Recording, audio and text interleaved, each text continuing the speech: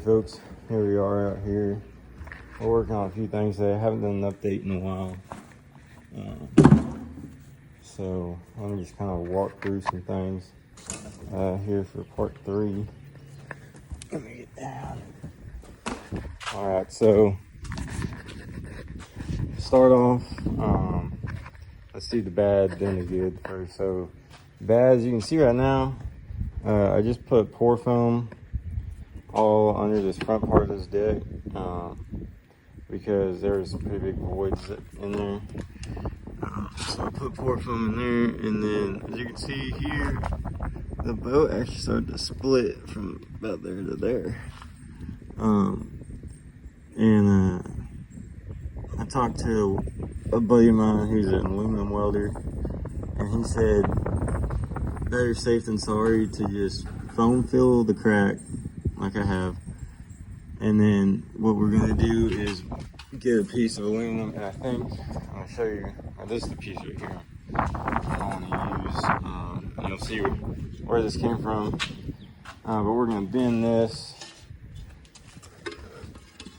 and cut it, obviously for that center rib, and bend it, and then rivet that in place to kind of put some more structure in here. If we tried to weld it, more than likely we just burned through before we got a good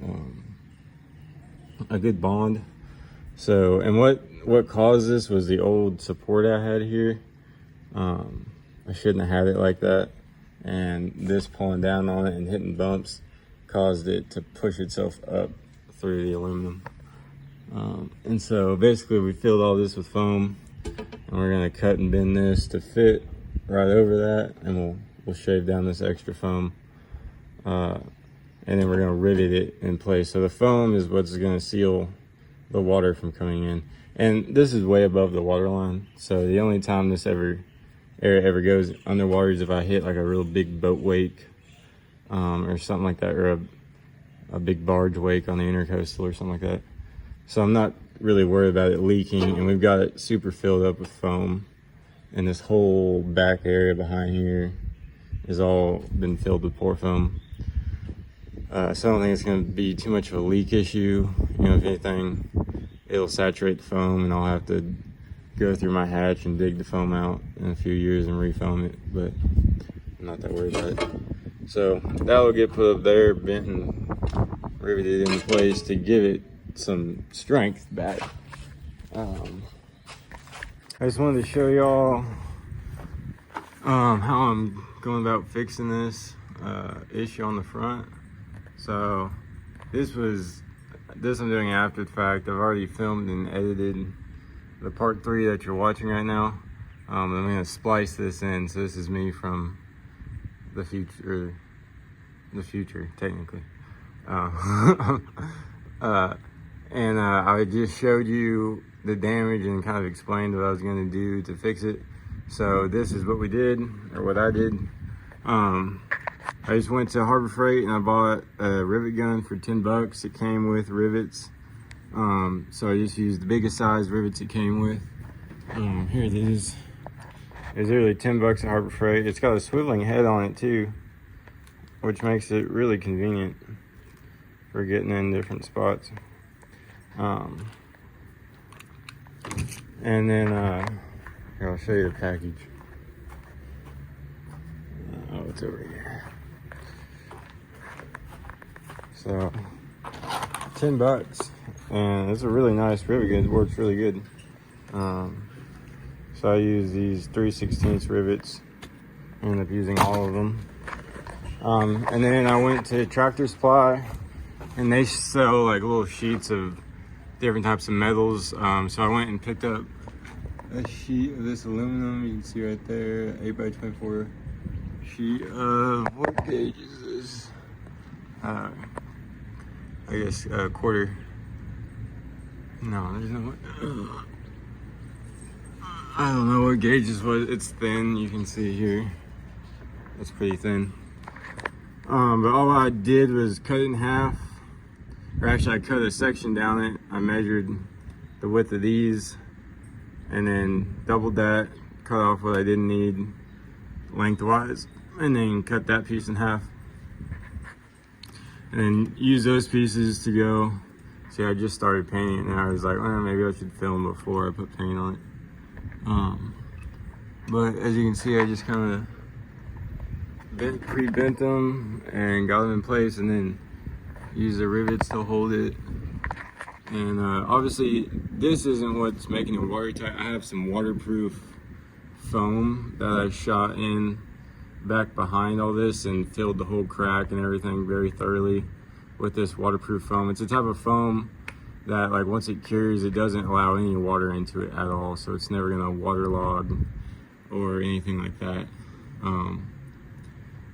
So the waterproofing foam's in there, and the reason I wanted to use that instead of just like sealant or something is because once you get in there, it'll expand and it'll work to fill more of the gaps and stuff that you're never going to get sealant in.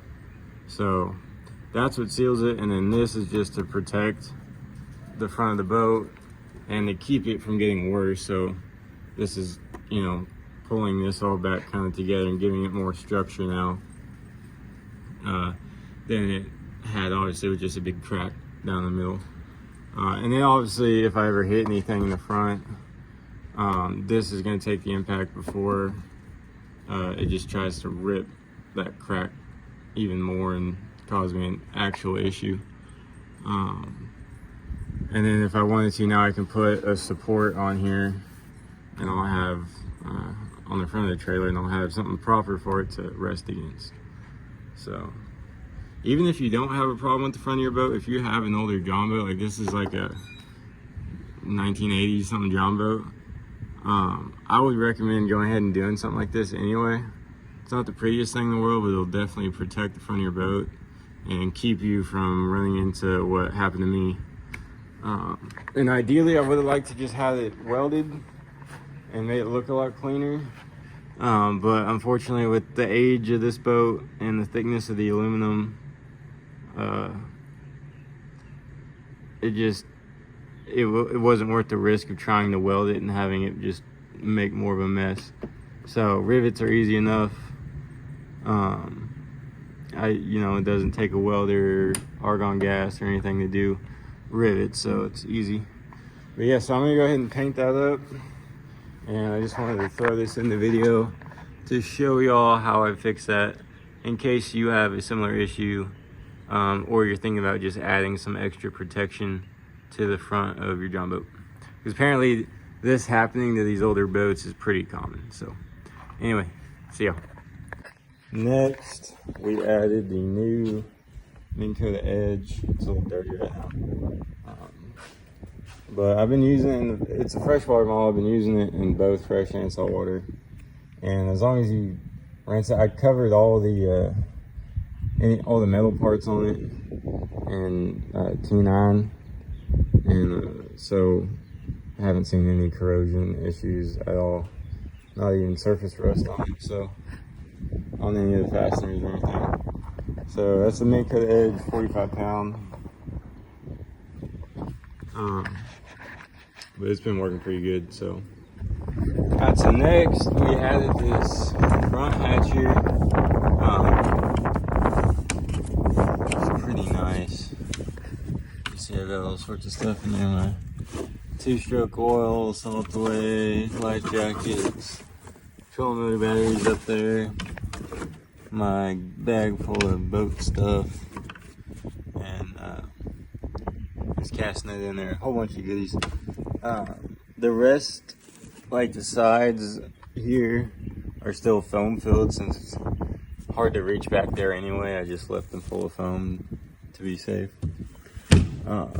So that works pretty nicely. Gets a lot of stuff out of the way. I'm still kind of rocking this cooler setup. I have an icy breeze now that I also bring with me. But it is just the standard. This is what I put the fish in if we're keeping fish. And then we added these rod holders. I can't remember if those were in the last video or not.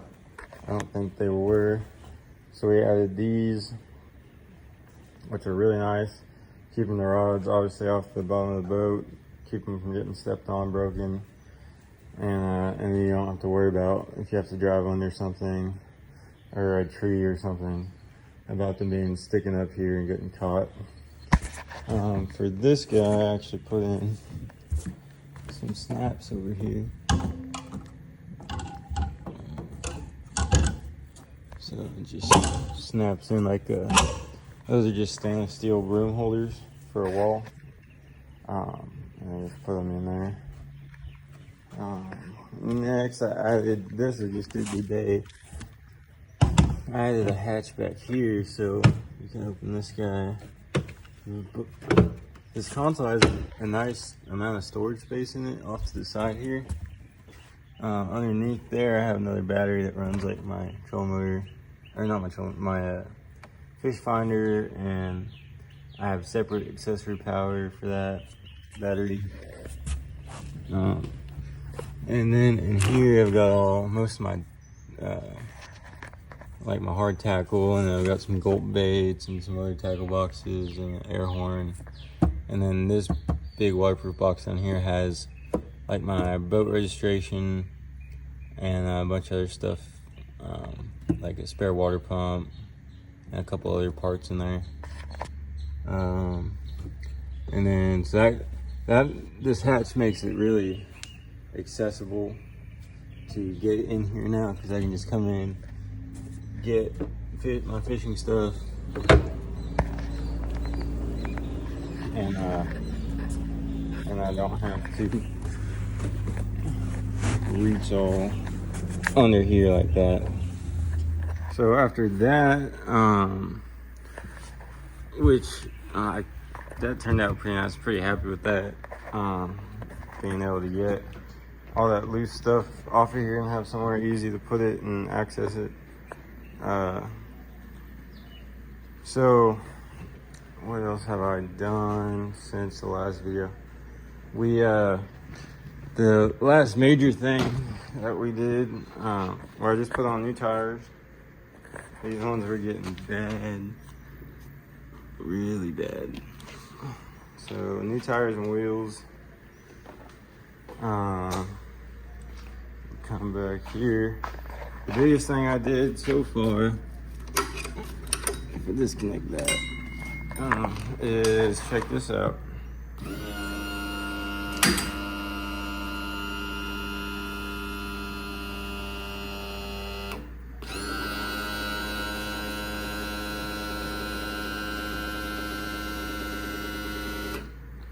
Pretty neat. So our power trim and tilt works again. I still need to run. There's the new motor. All I had to do is replace that motor, and she was back working again. So that's good. Been a huge help, because a lot of our lakes are real shallow here in Texas. So on some of the ones around me, we have to launch from the dirt, and if you can't trim up your motor, you can't launch there because your motor will catch. And also, obviously, fishing in the saltwater, fishing the flats, there's so many spots where you just trim up and drift or use a trolling motor because it's so shallow. So that has been the biggest game changer so far, probably, on things I've fixed or done to it, is getting that hydraulic tilt trim working. And give me 1 second to put this back on. All right, so that's been the biggest game changer. As you can see, I kind of got it a little more better laid out, a little bit cleaner setup here. So that's pretty much how it's going. I haven't really done much other than what I've showed you, and then we added this new light that needs to come off once it's dry. Added the new light, and other than that, I think that's really it since the last video. And lastly, I'm going to come in here And I'm gonna tack these sheets, and then I've got some strip steel I'm at weld underneath to make it stiffer. And then that way I'll have a step back here. It won't be perfect, but these are some leftover scraps I had from another project I was working on. So I'm just gonna go ahead and use them. I don't care that it's not the full width. Your foot's not gonna fall through there, so that's all I care on that.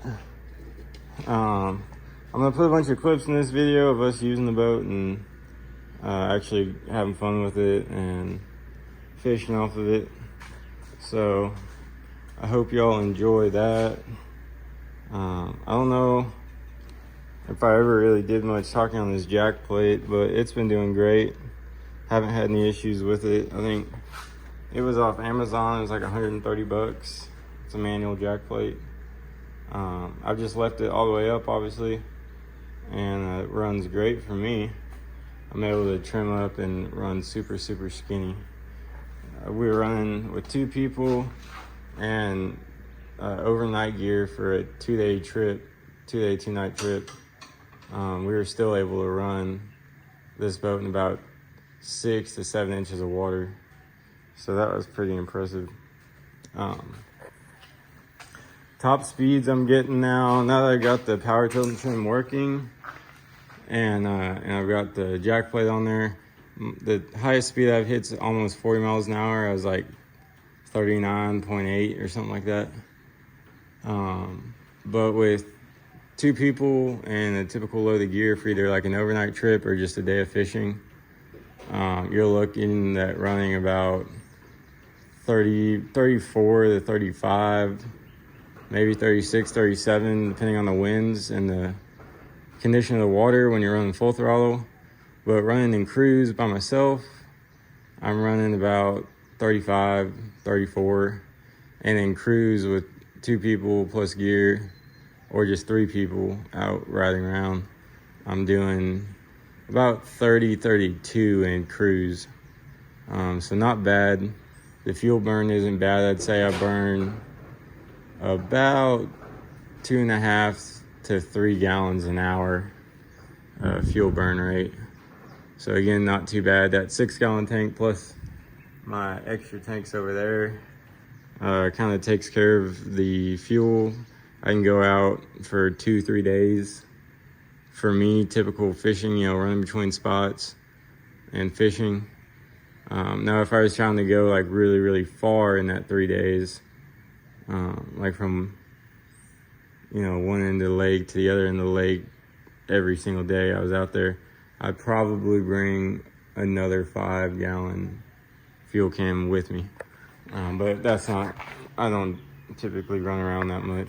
We just hit some spots and fish, and like to be able to get there quicker than a kayak or a jumbo with a little trolling motor or something on it. That's kind of why I built this.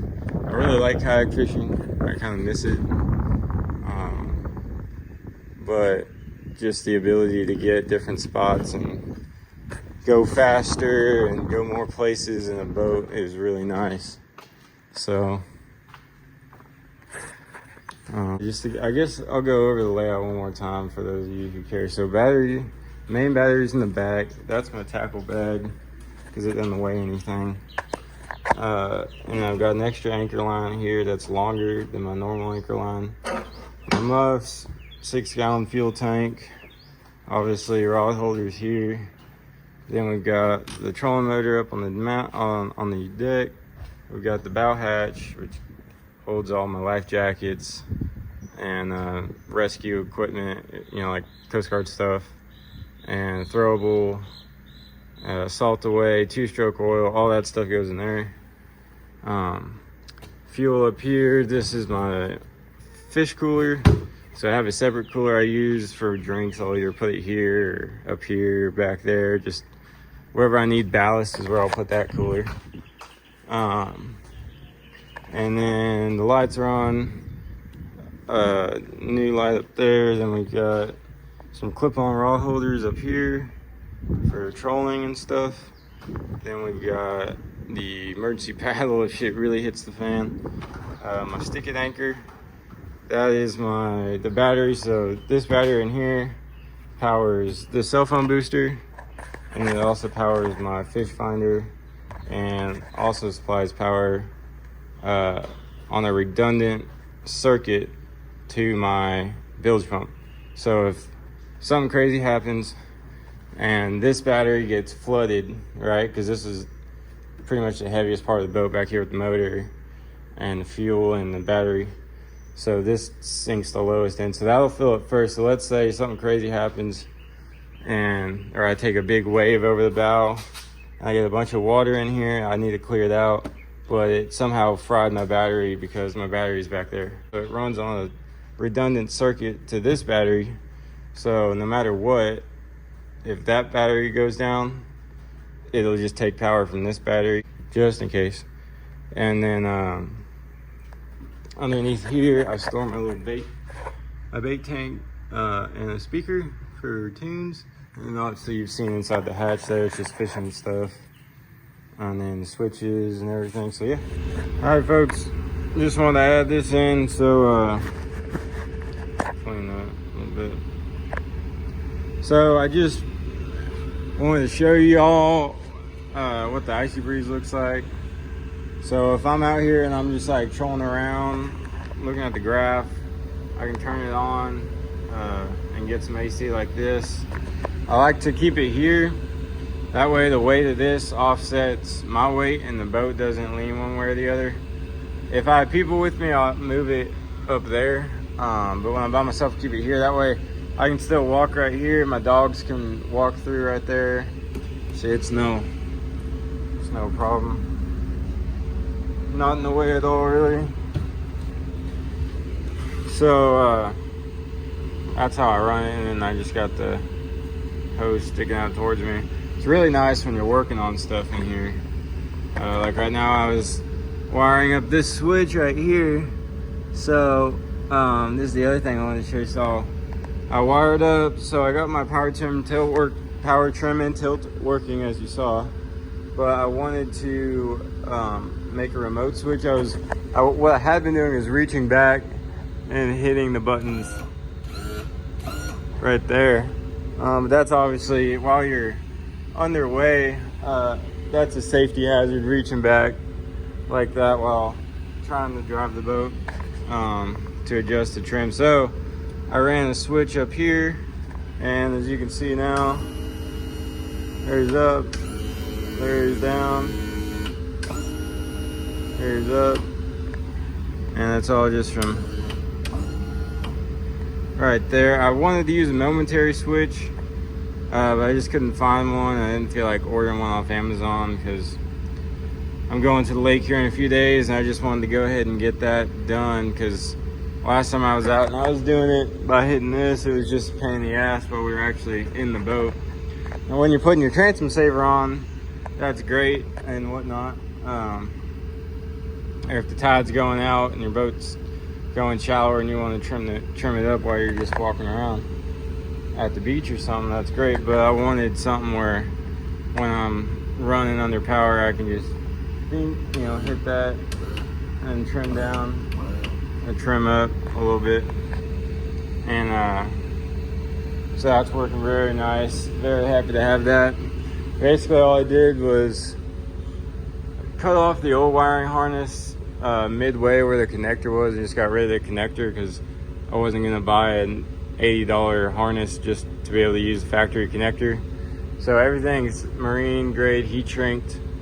And then I've got my up and down wires, which are run up here, and then you can see I haven't tucked them away. There's blue and green. So once they get to about here, I spliced into this black cable, just trying to use what I had. I didn't have enough blue and green cable to do the whole thing. So, but the ends are blue and green, so when you're wiring it up, or if you have to fix it, it's easy to tell which is which.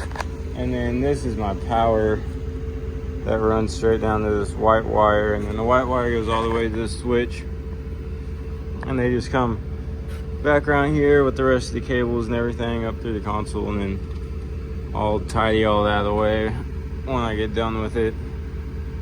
So super easy to do. All it needs, this is a 3-pole switch. So you have blue on top, green on the bottom, red in the middle. So real easy. You'll see on this factory harness, you'll see your 2 leads that come from the motor. You'll want to hook those up. Those go straight to the motor. And that's a separate connector from the round one. It's like more of a L-shaped connector. And then the round connector you can cut off, and like I said, just leave the black alone, and red will go in the middle, and then green will go on one side and blue will go on the other side. And then just flip it before you tighten up the nut on the console, and make sure you know which way is up, which way is down, and then orient the switch accordingly. That's your last walk around of this Decker here, and I hope you enjoyed the build series. If you have any questions, comments, concerns, if it's a concern with how I did something and you think you're going to correct me in the comments, I mean, that's great. You can go ahead and do that. Probably not going to read it. It's my boat. I did it the way I like things done, the way I wanted it done. No offense to anybody else out there that has different ideas, but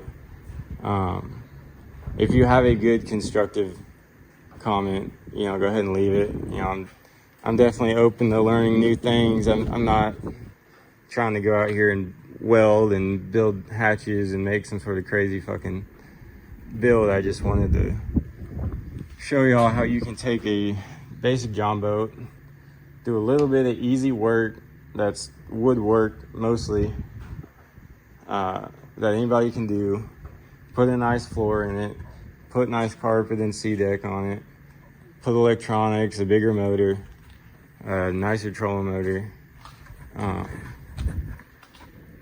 and stuff like that. So and you can see all I did to mount this thing here was 2 2x4s stacked, drilled together, and I drilled the bottom one into the deck first, and then I drilled the top one to the bottom one, and then I just attached the trolling motor directly with some zinc coated screws so they don't rust, directly to the top piece of wood, and then that gave me the clearance I needed to clear that. And then when it's down, it's right here. So yeah, so just wanted to show y'all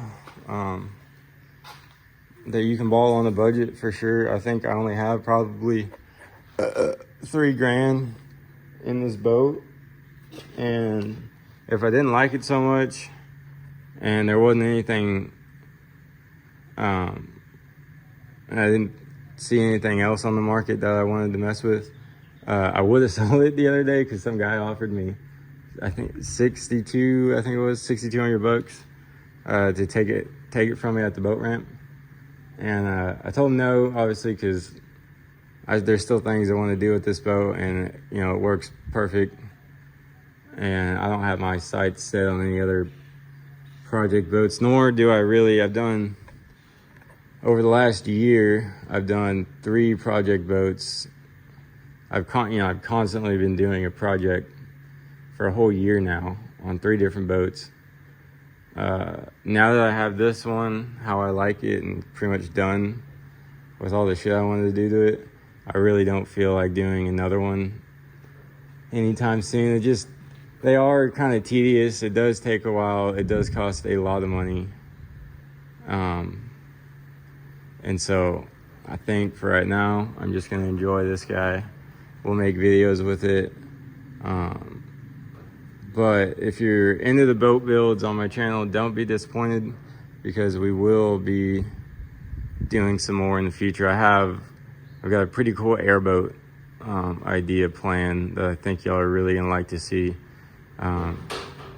Basically, I guess I'll give you a sneak peek. So what I plan on doing is getting a 12-foot or 14-foot John boat, and then buying the 22 horsepower Predator engine and the a kit from, I can't remember off the top of my head, it's like Airboats US or something like that.